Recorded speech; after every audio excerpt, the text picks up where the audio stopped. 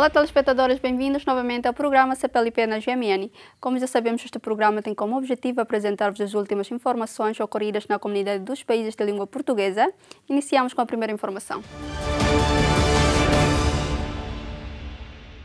Os alunos da Universidade da Lusofonia Afro-Brasileira pediram ajuda à CPLP na sequência dos bloqueios orçamentais na educação decretados pelo governo brasileiro. Para contornar os bloqueios orçamentais nas universidades federais brasileiras, realizou-se um diálogo entre os países constituintes da CPLP. Os alunos temem ver o ano letivo interrompido devido à falta de verbas. Acredito que sim, porque é um projeto que engloba os países da língua oficial portuguesa, neste caso CPLP, e sabemos de que, fruto da nossa formação, vai gerar, em termos positivos, posso assim dizer, no desenvolvimento socioeconômico dos países da língua oficial portuguesa.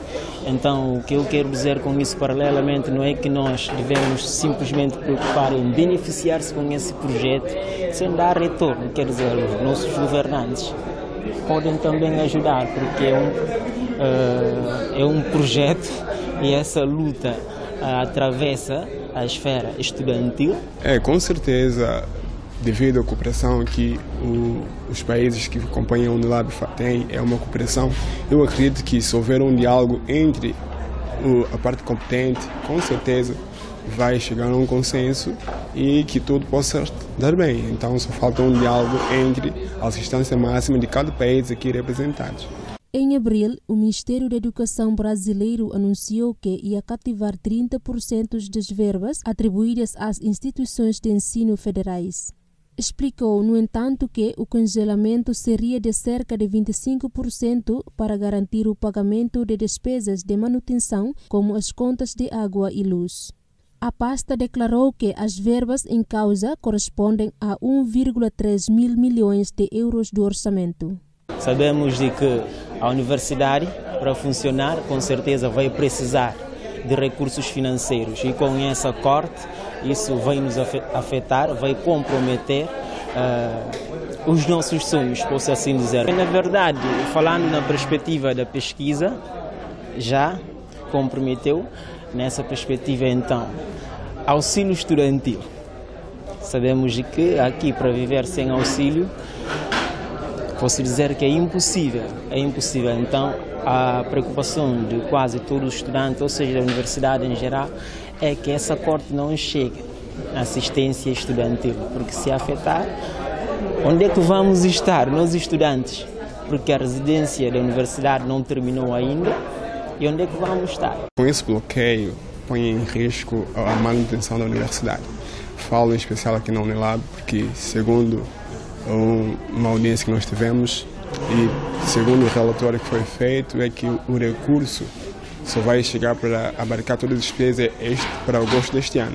E se essa verba não for desbloqueada, com certeza a universidade vai passar por certa dificuldade, que vai chegar ao ponto de alguns campos ser fechados. Então, com esse corte, eu acredito que, ou seja, com esse bloqueio, se não for liberado, com certeza a universidade vai parar. E nós que saímos dos nossos países, e fica muito feio, né, ver estudar e por uma questão parar tudo. Os alunos da Unilab saíram às ruas da cidade brasileira da Redenção em protesto. Afirmaram que as medidas do presidente Jair Bolsonaro vieram comprometer os seus sonhos. O presidente da Associação dos Estudantes de São Tomé e Príncipe disse temer que alguns polos da Unilab sejam encerrados por falta de verbas. O reitor Alessandro Costa disse que o bloqueio orçamental da instituição de ensino foi de 32%, o que corresponde a cerca de 13 milhões de reais. Nós temos as contas muito equilibradas, né? Estamos tendo reuniões mensais sobre orçamento, execução orçamentária. Até o final do ano está tudo muito bem planejado, né? E a sua execução também.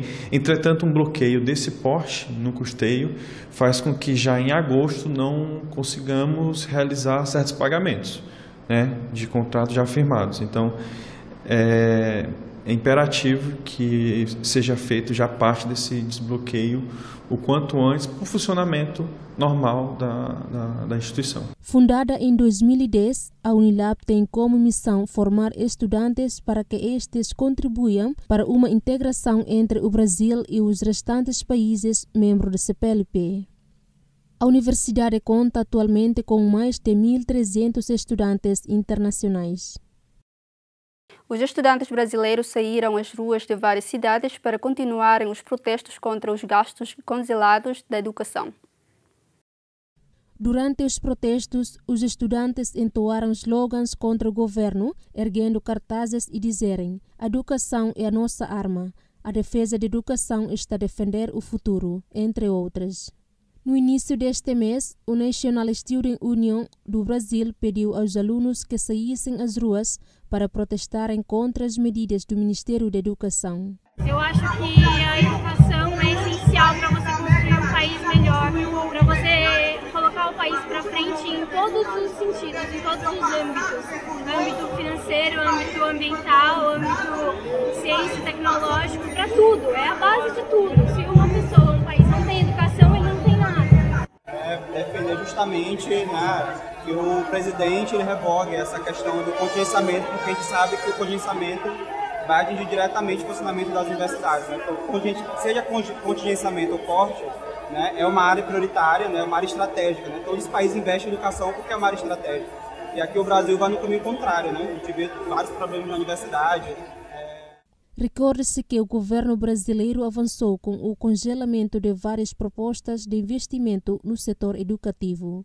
Desde que o Bolsonaro assumiu o cargo a 1 de janeiro deste ano, tem recebido muita contestação por parte dos brasileiros. O protocolo que vai reger o emprego conjunto de patrulhas militares com as forças de segurança está pronto a assinar. A afirmação é do chefe do Estado-Maior-General das Forças Armadas de Portugal. Elementos a retirar. Na primeira edição do Special Operations Forces Exercise Challenge participam cerca de 200 militares do Exército, Marinha, Força Aérea, GNR, equipas de Espanha, Roménia e Timor-Leste. O exercício deve passar a realizar-se todos os anos e sempre na região autónoma da Madeira, por oferecer cenários de montanha, mar, ar e malha urbana num pequeno espaço geográfico, condições que não existem em mais nenhum local do território nacional. O exercício, como disse, tem um caráter inovador e foi uma ideia que nós tivemos no Estado-Maior-General no sentido de criar em Portugal uma possibilidade de treino para as forças nacionais, sejam elas militares, sejam policiais, mas também para as forças aliadas, de treinarem as operações especiais num cenário que envolva terra, mar e ar. E por isso criarmos aqui uma nova oferta, um novo produto operacional das Forças Armadas Portuguesas que é disponibilizado para os nossos aliados da NATO. E é esse o grande objetivo, é tornar este exercício um exercício no futuro que atraia as Forças Especiais da NATO a este teatro operacional com condições ímpares e que torne também, através deste contributo, Portugal mais relevante no seio da Aliança Atlântica. Entretanto, está a ser finalizado o protocolo pelas quais se irão reger as operações que exijam a colaboração entre militares e forças de segurança, à semelhança do que já existe para a Autoridade Nacional de Emergência e Proteção Civil. Vem resolver um problema que tem mais de 10 anos, porque a Lei de Segurança Interna há 10 anos que define que o Secretário-Geral de Segurança Interna e o SENCFA deviam encontrar um documento enquadrador para este tipo de atividades. Isso não foi possível fazer nestes 10 últimos anos, mas conseguiu-se agora. Depois deste documento enquadrador, vamos começar a fazer exercícios conjuntos para evitar, porventura, questões que possam criar suscetibilidades de uma parte ou de outra, porque sabe que a tarefa mais importante neste ano de trabalho conjunto com as forças e serviços de segurança foi desenvolver confiança mútua para que os militares e os polícias trabalhem do ponto de vista operacional, como existe, por exemplo, em França, em Inglaterra, nos Estados Unidos, as grandes democracias, isso verifica-se. Em Portugal, carecíamos deste documento e, portanto, a partir de agora tudo será mais fácil, mais claro, e porque temos a doutrina que estabelece os procedimentos para atuar em conjunto. A data de assinatura do protocolo, que só será ativado em situações de extrema gravidade, está dependente do acordo final entre a Secretaria-Geral do Sistema de Segurança Interna e o Gabinete do Primeiro-Ministro. No Porto Santo, o exercício SOFEC vai continuar até dia 1 de junho e conta com a presença de observadores de França e do Brasil. Marcelo Rebelo de Sousa revelou que as Forças Armadas cabo-verdianas vão desfilar com as portuguesas nas cerimônias do 10 de junho. As celebrações vão este ano decorrer em Portugal e Cabo Verde. Bom, começam logo já em Portugal, porque vai o Sr. Presidente da República de Cabo Verde lá e vai uma deputação das Forças Armadas cabo-verdianas, que pela primeira vez vai desfilar com as Forças Armadas portuguesas numa cerimónia de 10 de junho. E, portanto, trata-se de um sonho em termos de CPLP, que há muito existe, mas que começa por onde devia começar, isto é, pela presidência da CPLP. E a presidência da CPLP é cabo-verdiana e, portanto, faz sentido que seja por aí que comece. E depois que ele continua aqui, porque vai haver um pouco de tudo. Vai haver desporto, vai haver cultura, vai haver na confraternização entre cabo-verdianos e portugueses, vai haver também o reconhecimento dos méritos de portugueses e luso-cabo-verdianos. Portanto, vai ser uma boa corrida constante. É talvez o programa de 10 de junho mais completo desde que começou em França. O ministro da Administração Interna de Portugal destacou o esforço da Proteção Civil na organização do maior exercício realizado em Portugal. O governante considerou que é preciso testar e preparar a capacidade de resposta para qualquer ocorrência. A Autoridade Nacional de Emergência e Proteção Civil está a organizar o maior exercício internacional realizado em Portugal, com cerca de 60 cenários de crise diferentes a ocorrer em 22 municípios, para testar a capacidade das respostas local, nacional e internacional. Proteção civil é muito mais do que incêndios rurais. Nós desejamos certamente todos que não viver uma circunstância real ou de um grande furacão ou de um terremoto e por isso temos de reforçar a prevenção, reforçar a consciência do que fazer em circunstância de risco e reforçar a preparação, o entrosamento dos agentes. A cultura de proteção civil assenta fundamentalmente nisto. Antecipar cenários, estar tecnologicamente preparado ao nível do melhor que se faz em todo o mundo para agir nesses cenários e testar para que no dia em que a ocorrência suceda, todos saibam o que devem fazer nesse momento. O exercício está a superar as expectativas relativamente à capacidade de resposta aos incidentes que têm sido injetados, e têm sido muitos, alguns inopinados, alguns extremamente complexos, e que não conseguiram surpreender os nossos agentes de proteção civil, ou seja, eles tiveram a capacidade de resposta atempada e qualitativa àquilo que lhes foi solicitado.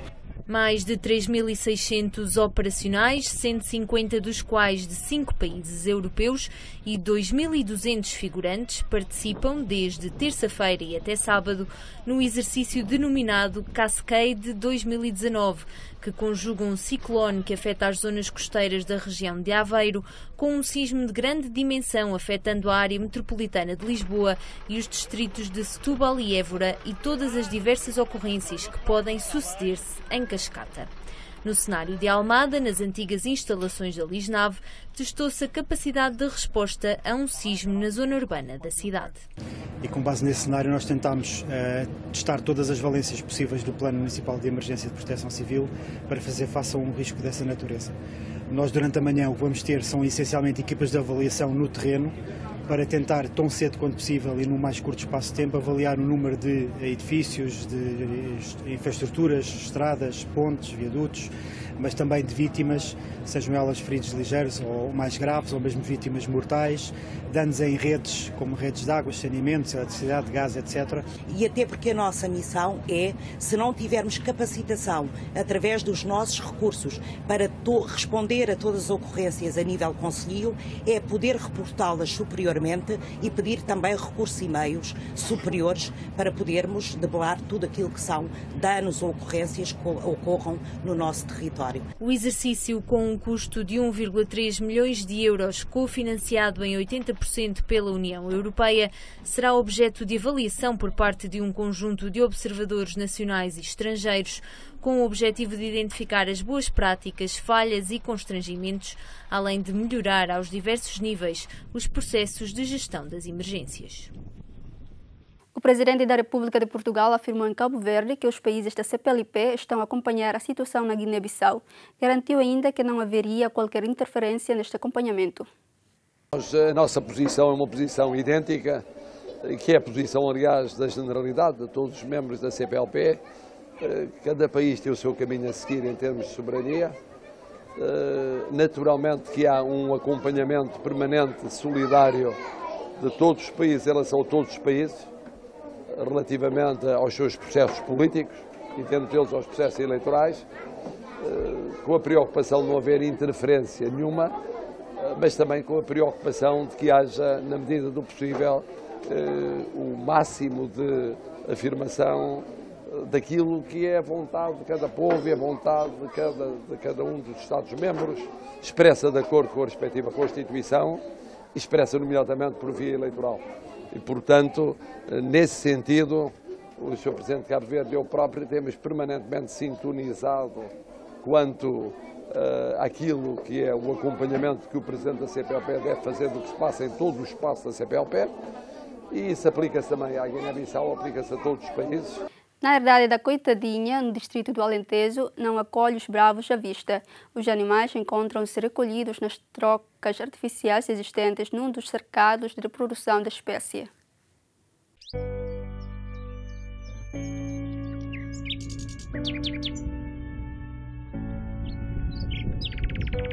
O coelho bravo foge e reproduz-se rápido, mas é uma espécie quase ameaçada. É uma espécie que, apesar de ter uma taxa de reprodução muito rápida, é suscetível a algumas doenças e portanto, a população de coelho tem tendência a oscilar muito ao longo do tempo.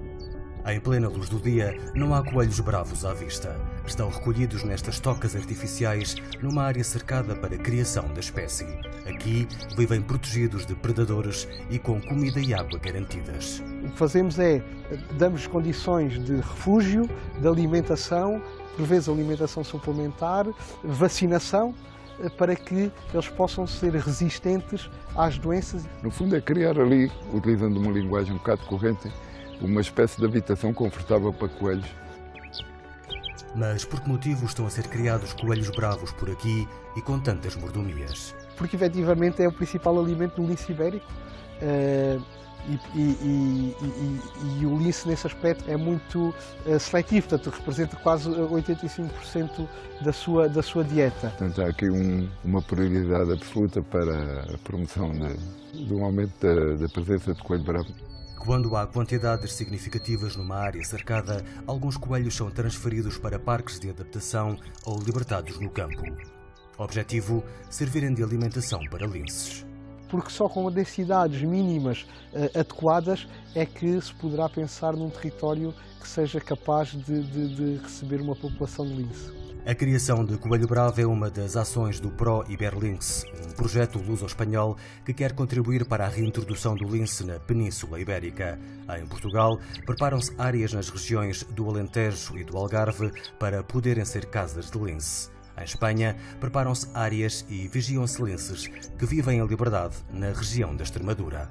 As soltas que têm vindo a acontecer desde 2014, em Portugal, têm acontecido no Val do Guadiana, mas achamos que para efetivamente conseguirmos ter e conseguir inverter a tendência do risco de extinção da espécie, temos que encontrar outras zonas que estejam preparadas, que estejam adaptadas para que próximas soltas possam ocorrer noutros locais. há registros de linces que se dispersaram para muitos lugares da Península Ibérica. Portanto, esses linces depois vão ter que se fixar em algum território. E, portanto, se nós tivermos os territórios adaptados e preparados, portanto, melhor para evitar também que essas deslocações sejam muito longas, porque o risco nesses percursos que os linces fazem, há sempre o risco do atropelamento, que é a principal causa de morte do lince, e é de evitar. O projeto envolve 7 entidades portuguesas e espanholas e um investimento de 1.300.000 euros. Realmente preparámos a casa e se o lince aqui chegar ao território de Barrancos e à herdade da Coitadinha, será muito bem-vindo.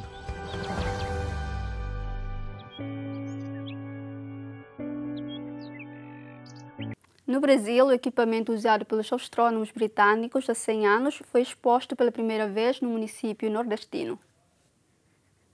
O equipamento original foi cedido temporariamente ao estado do Ceará e à prefeitura de Sobral pelo astrofísico Tom Ray. Este aparelho é o celostato do telescópio de 10 centímetros de abertura que foi usado em Sobral no dia do eclipse em 1919.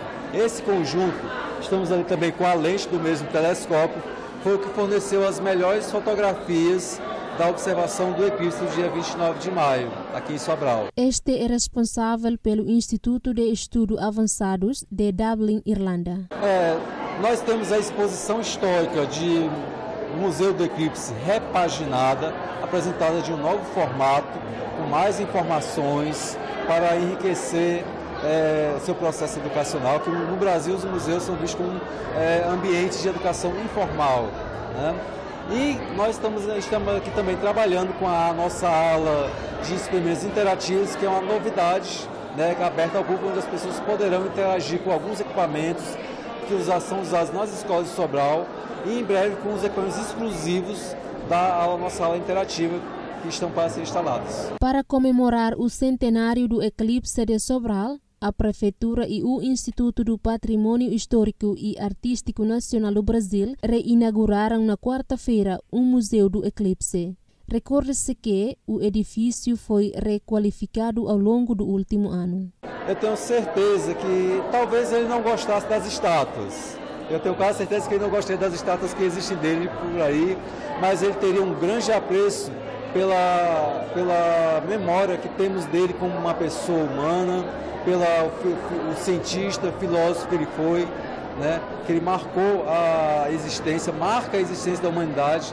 O conhecimento que nós temos, muitos dos confortos que nós temos, nós devemos ao trabalho dele, à introspecção dele, né? Eu acho que nesse aspecto, no aspecto intelectual e com o que nós avançamos, graças ao que ele conseguiu, ele se sentiria orgulhoso, né? Com um ambiente que é também feito para educar as pessoas. Para se ter a noção da importância do eclipse que teve no panorama científico mundial do século XX, é necessário recuar um século. Pouco antes das 9 horas do dia 29 de maio de 1919, vários cientistas aguardavam no Sobral que o Sol fosse encoberto pela Lua. O objetivo era verificar se a massa dos corpos deformaria o espaço próximo deles. O primeiro-ministro português defendeu em Bruxelas o nome do socialista Frans Timmermans para a presidência da Comissão Europeia por ter o melhor perfil. Os chefes de Estado e de Governo da União Europeia reuniram-se em Bruxelas para discutir as nomeações para os mais altos cargos institucionais da União Europeia na sequência das eleições europeias. A reunião tem lugar menos de 48 horas após o encerramento das urnas. O objetivo é tentar chegar o mais cedo possível a um compromisso sobre quem liderará nos próximos anos as instituições europeias. O executivo da União Europeia é a Comissão e, portanto, seria estranho que o Presidente da Comissão não fosse alguém, como tem sido sempre, alguém que tenha uma sólida experiência executiva e, de preferência, a nível nacional e ao nível europeu.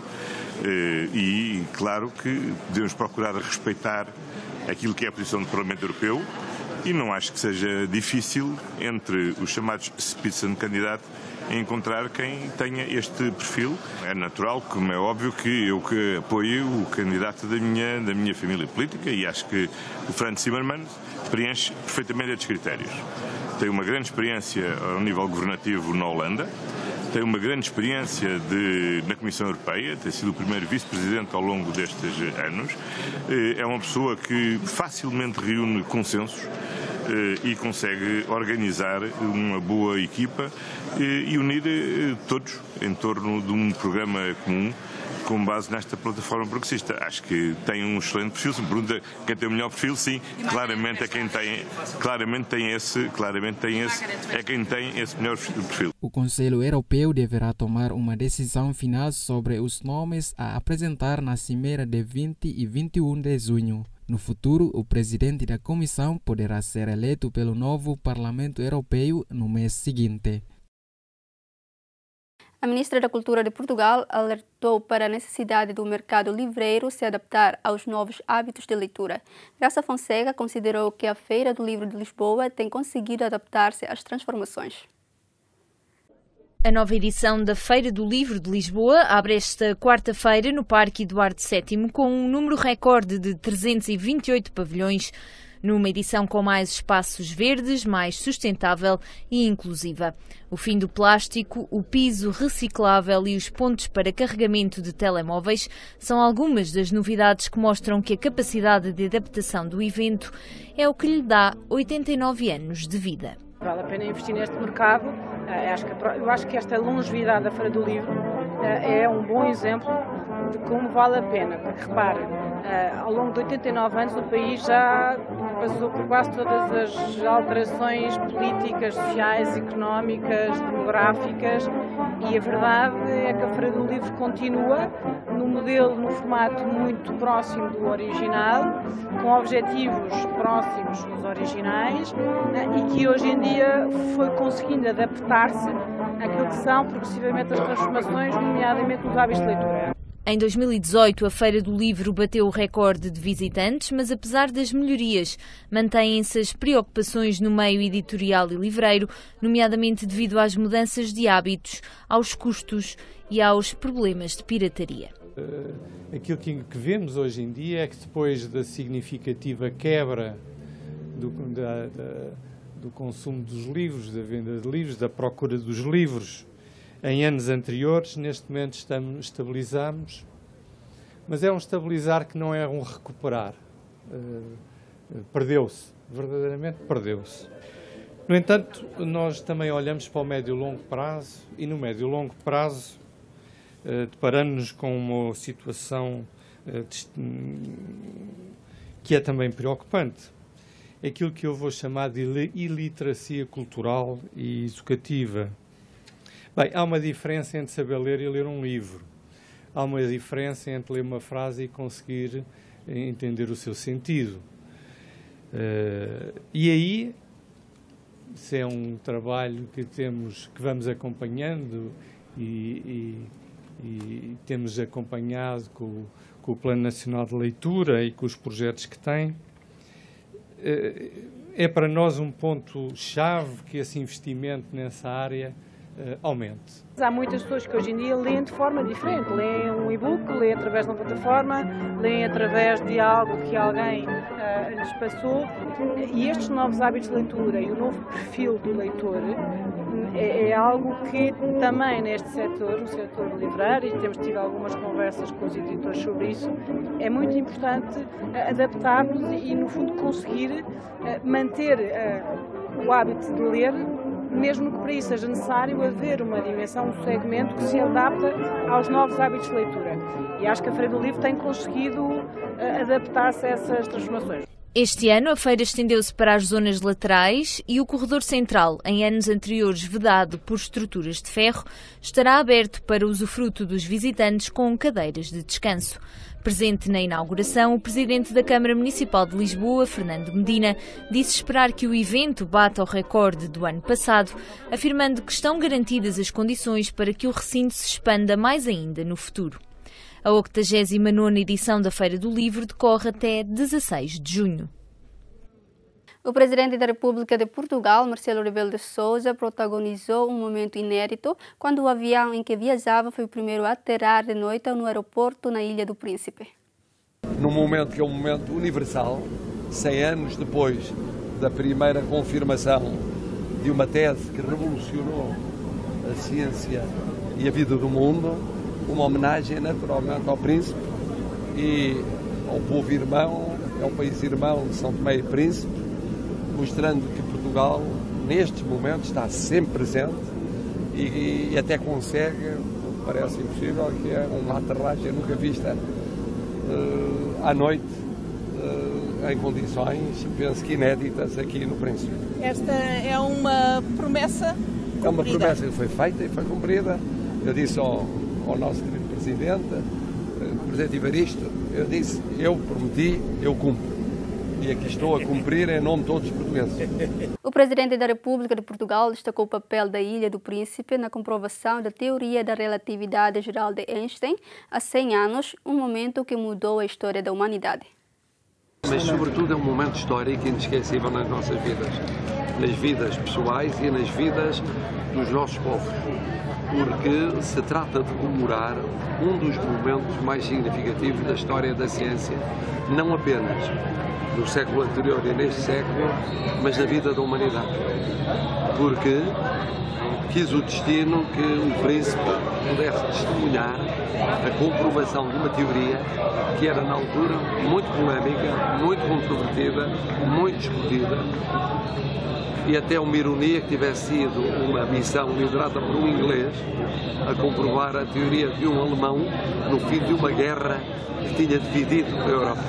E onde é que foram fazer? No Príncipe. Foi aqui no Príncipe. E comprovou-se, num período muito curto de tempo, que mudou a história da humanidade. Estava ali a carta do próprio Einstein à mãe, eufórico, tinha acabado de saber da notícia, dizendo a missão inglesa acaba de comprovar a minha teoria. Ele era novo, era ainda muito novo, e era sobretudo ainda muito desconhecido no mundo. O Príncipe ajudou a colocar Einstein no mapa mundial. A ministra da Justiça de Portugal admitiu analisar o alargamento do conceito jurídico de tortura aos crimes relacionados com a violência doméstica. Esta quarta-feira foi inaugurado em Sintra um novo espaço de apoio às vítimas de violência.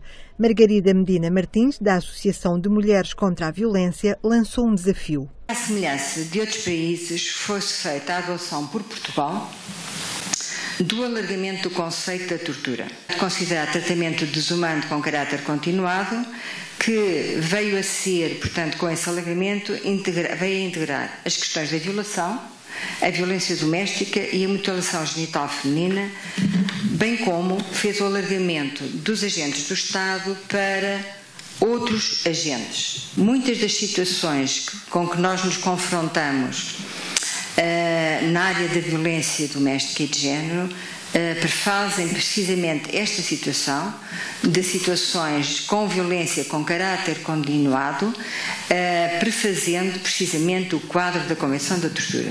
Este é um desafio político, é um desafio que vai permitir um maior reconhecimento e valorização dos testemunhos que as vítimas sobreviventes vão dando. Portanto, não se trata, a maior parte das vezes, de casos pontuais, mas de situações de terror induzido praticado ao longo dos anos. A Ministra da Justiça admitiu analisar o alargamento do conceito jurídico de tortura aos crimes relacionados com violência doméstica. É uma questão a ser analisada. Pronto, eu acho que por nós temos, obviamente, um conjunto de obrigações convencionais resultantes da subscrição de convenções e tratados internacionais de que Portugal faz parte. Fizemos a nossa transposição, fizemos a transposição para o direito interno, ou seja, legislamos internamente relativamente àquelas matérias em que se impõe legislar. Há sempre questões que atualmente ficam ao lado, ou que são questões que são marginalizadas ao nível dos debates que se fazem quando se fazem essas transposições. Obviamente, a doutora Medina Martins levantou um problema aqui, eu vou analisá-lo e veremos que sequência que é possível dar a isso. Presente na inauguração, a Procuradora-Geral da República, Lucília Gago, destacou o particular cuidado e atenção a ter nos crimes de violência doméstica e de maus tratos a idosos. O espaço hoje inaugurado surge na sequência de vários protocolos com o Governo para a criação de gabinetes de atendimento a vítimas de violência doméstica nas instalações de 6 dos departamentos de investigação e ação penal do país. O Presidente da República de Portugal agraciou Souto Moura com a Gran Cruz da Ordem de Instrução Pública, tendo salientado a sua veia criadora.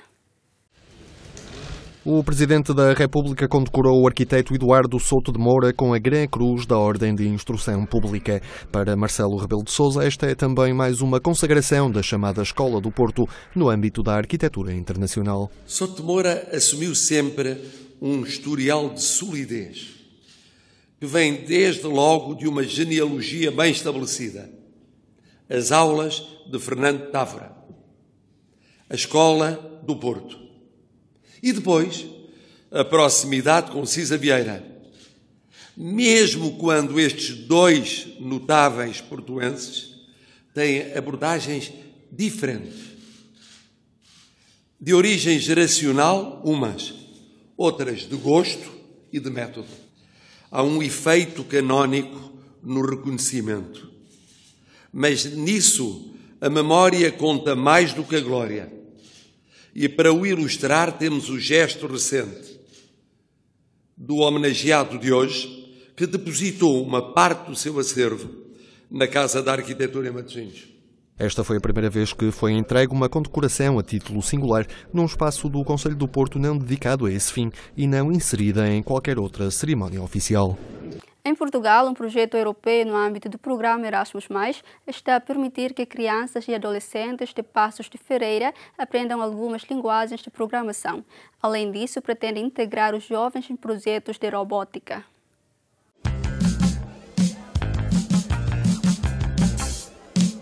Um projeto europeu no âmbito do programa Erasmus+, está a permitir que crianças e adolescentes de Passos de Ferreira aprendam algumas linguagens de programação e as apliquem em projetos de robótica. Chama-se Young Masters of Games, ou Jovens Mestres de Jogos, e conta ainda com alunos da Finlândia, Espanha e Reino Unido. Foi-nos possível perceber que a questão da robótica, da programação da robótica, é algo que é transversal a todos os países, todas as escolas, desde as escolas mais pequenas do primeiro ciclo, por exemplo, até ao secundário. Todas as escolas estão a apostar neste tipo de iniciativas, neste tipo de currículo, neste tipo de linguagem, porque de facto é uma linguagem que vai ser extremamente útil no futuro. Aqui os alunos fabricam robôs que resolvem cubos de Rubik, fazem carros telecomandados ou projetos em impressoras 3D. O Young Masters of Games é coordenado a nível europeu pela Escola Náutica de Londres. No Reino Unido, as linguagens de programação são mesmo ensinadas já a partir do primeiro ciclo. The main objective is to take the programming skills one step further. Basically, programming is taught as a theory in classrooms, but adding a microbit, which is a hardware, it takes more exciting and challenging for students. It can be built on a car or a greenhouse control system or temperature control system, racing two cars.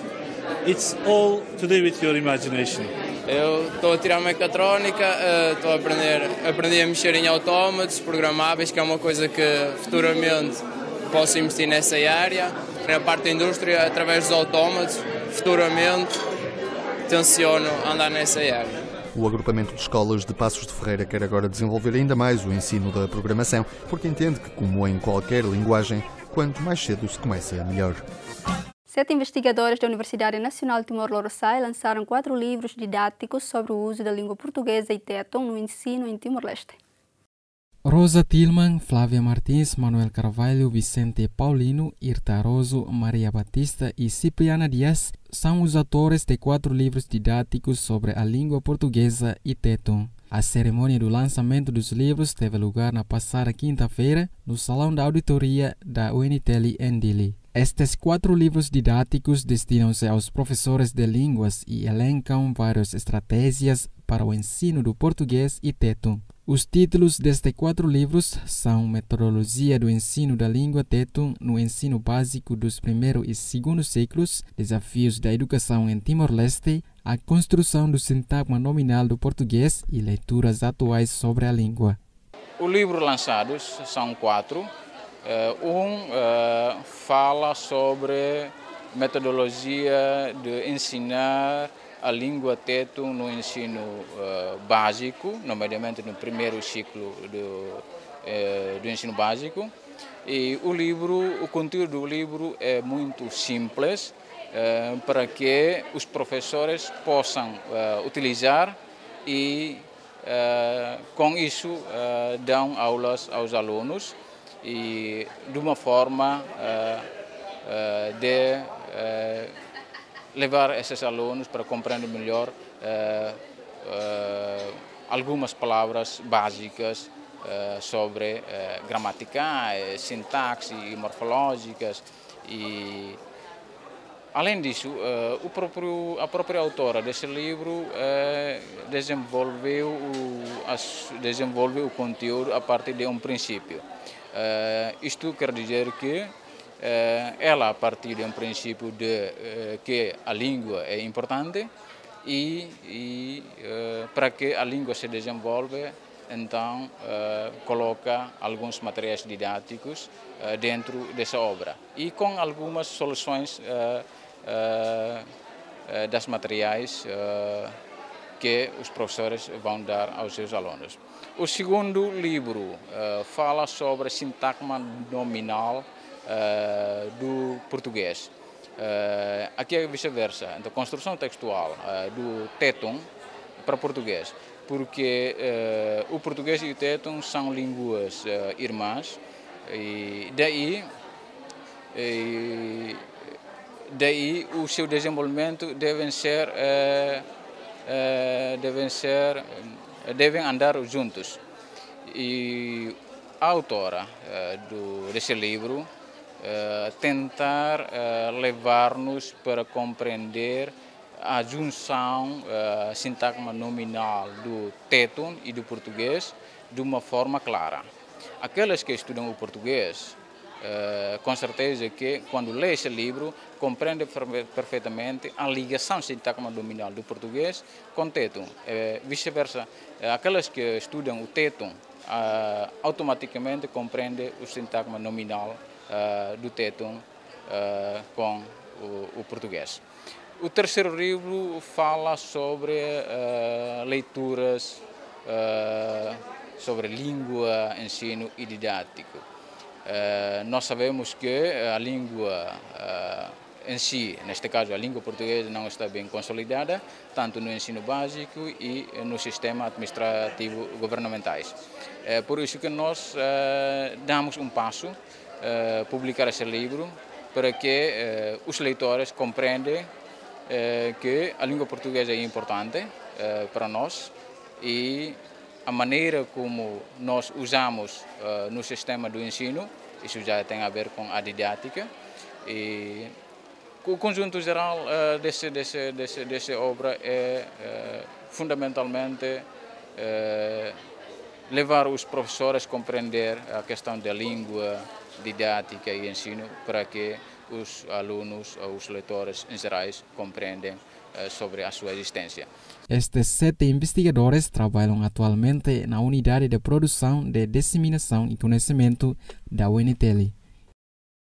Foram as informações dadas nesta edição. Não se esqueçam de acompanhar o programa CPLP na GMN, às segundas e quintas, às 5 horas da tarde, e repetição às terças e sextas, à mesma hora. Até a próxima!